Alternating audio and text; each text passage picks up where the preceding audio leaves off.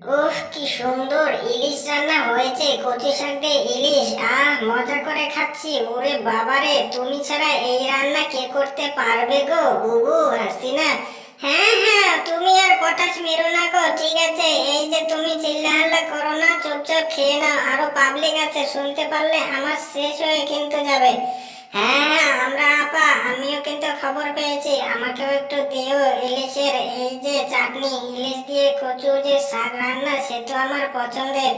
হ্যাঁ হ্যাঁ, সবারই তো পছন্দের, আমারও তো পছন্দের, কিন্তু আমি তো ডাকে পেলাম না। আপা, তুমি এইটা কোনো কাজ করলে আমাকেও তো ডাকতে পারতে। ও, সবাই যদি এরকম ভাগ বসাও তাহলে তো হবে না ভাই, তাহলে তো আমার পাতে একদম কম পড়ে যাবে। তোমরা একটু কম করে খাও।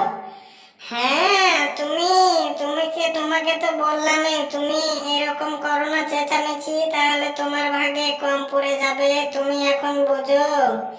হ্যাঁ আপা, তুমি এটা কি করলে? ঠিক আছে, আমাকে এত পাতে কম করে দিলে আর মোদি বন্ধুকে এত বেশি করে দিলে, এ কি করে হয়?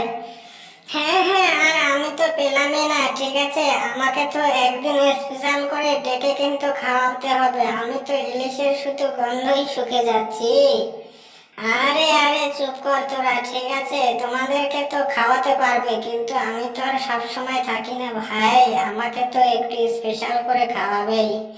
হ্যাঁ হ্যাঁ, সে তো খাওয়াই, ঠিক আছে, কিন্তু তোমরা চুপ থাকো। এই যে তার খাওয়া হয়ে গেলে কিন্তু তোমাদেরও খাওয়ানোর ব্যবস্থা করব।